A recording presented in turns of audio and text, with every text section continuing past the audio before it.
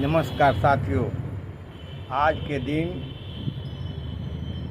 8 अक्टूबर है और देश के महान विभूतियों में गिने जाने वाले एक महात्मा गांधी के बाद जनता के बीच अगर सबसे कोई लोकप्रिय हुआ और लोकतंत्र के लिए सदा सत्ता से दूर रहते हुए भी लोकनायक की उपाधि जयप्रकाश नारायण जी को जनता ने दिया। बापू और लोकनायक और जननायक, ये तीन पदवी जो है हमारे देश में कोई पद पर न रहकर भी ये जनता का दिया हुआ सर्वोच्च पद, सर्वोच्च सम्मान है और ये जनता के प्रति और जनता का उनके प्रति विश्वास को दर्शाता है। जयप्रकाश नारायण का जन्म 1902 ईस्वी के 8 अक्टूबर के दिन हुआ था। ये आज़ादी के लड़ाई में बढ़ चढ़ कर के हिस्सा लिए। महात्मा गांधी जी भी उन दिनों इनकी भूरी भूरी प्रशंसा करते थे और ये जनता और लोकतंत्र के प्रति समर्पित होकर जब आज़ादी के बाद राजनीति में पद लोलुपता की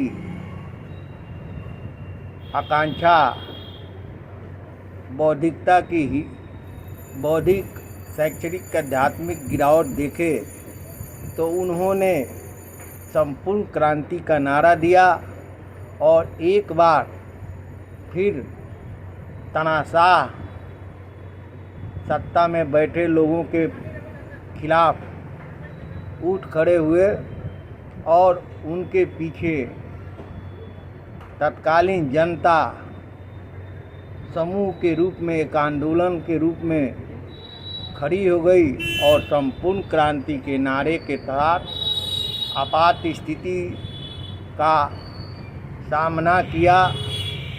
इनको जेल में डाल दिया गया और इनको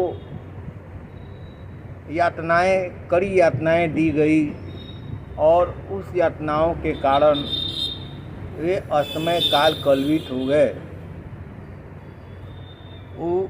उनका मुख्य लोकतंत्र में संपूर्ण क्रांति जो थी उसका 7 रूप था: राजनीतिक क्रांति, आर्थिक क्रांति, सामाजिक क्रांति, सांस्कृतिक क्रांति, बौद्धिक क्रांति, शैक्षणिक और आध्यात्मिक क्रांति।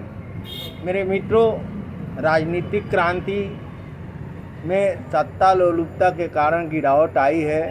सारे अब तक सत्ता में रहे लोग, लेकिन उनके आपातकाल के बाद सत्ता में उनके अनुयायी लोग आए। आज भी उनके अनुयायी उनके नाम पर राजनीति करते हैं। फिर भी सामाजिक, सांस्कृतिक, बौद्धिक और आध्यात्मिक, ये 3 चीज़ों पर किसी का जोर नहीं रहा, जो आज सारे क्षेत्र में गिरावटों का मूल कारण है। और भारतीय जनता पार्टी सैद्धांतिक रूप से इन चीज़ों पर आज काम कर रही है। तो समाज के कुछ वर्ग जो इसे छोड़ चुके हैं, जो इनके अनुयायी बनते हैं, वे इसे सांप्रदायिक करार देते हैं।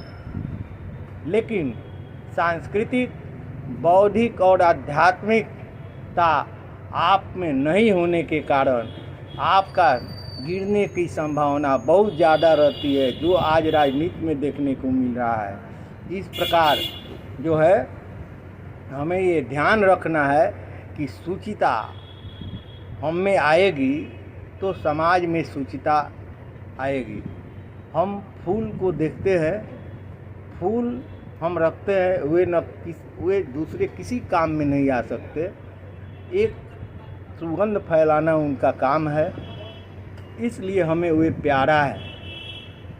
तो सुगंध के जिस प्रकार फूल का हम आदर करते हैं और उसके सुगंधों से हम आनंदित होते हैं, इसी प्रकार हमारे जयप्रकाश लोकनायक ने हमें ये रास्ता बताया कि सांस्कृतिक, बौद्धिक और आध्यात्मिकता पर भी उनका जोर था, जो आज के राजनीतिज्ञों में इसकी कमियां दिख रही है।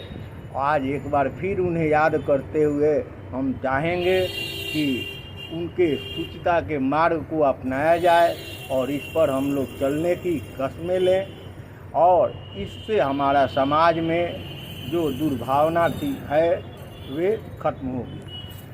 धन्यवाद।